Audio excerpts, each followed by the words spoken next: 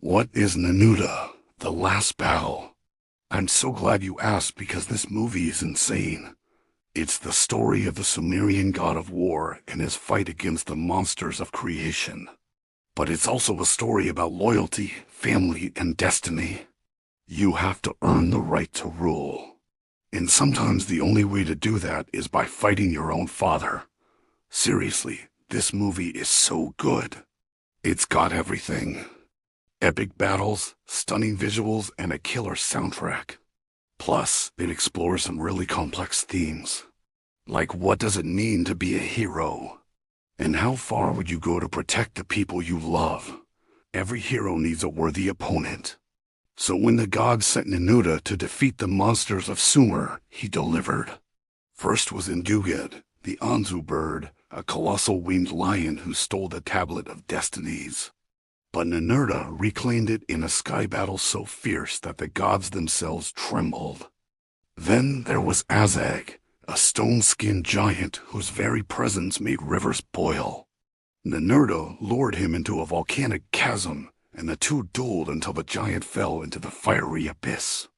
But no monster was more terrifying than Tor, the dragon of the abyss. And their fight was so intense that it took Ninurta into the underworld. It was a mind-bending sequence of events that ended with Ninurta slaying the beast and emerging victorious. Each monster he slew fed his glory, but also his father's fear, for Enlil saw his son's growing independence as a threat. Ninurta returned home, expecting to be named heir to the pantheon, but was stripped of command and sent back to the fields. Enraged and humiliated, Ninurta confronted his father only to be reminded, "You are my son, Ninurta. Sons obey."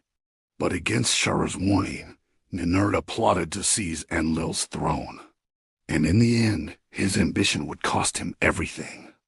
Enlil, cunning and ruthless, lured his son Ninurta into the Acre, the divine temple mountain, under the pretense of reconciliation. But once inside, the temple reshaped itself into a labyrinth. Ninurta found himself trapped in a room with shifting walls and endless echoes. Sharar, his weapon of war, fell silent. Ages passed. Mortals built ziggurats in Ninurta's honor, praying for strength in battle and bountiful harvests. They didn't know their god was languishing in a prison of stone and time. The final shot is Ninurta, older and broken, sitting alone in the endless chamber.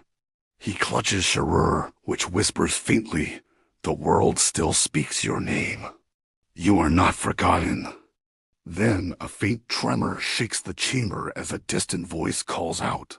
Perhaps a future hero, Gilgamesh, or perhaps humanity itself, daring to challenge the gods. Ninurta lifts his head, eyes burning faintly in the darkness. Cut to black.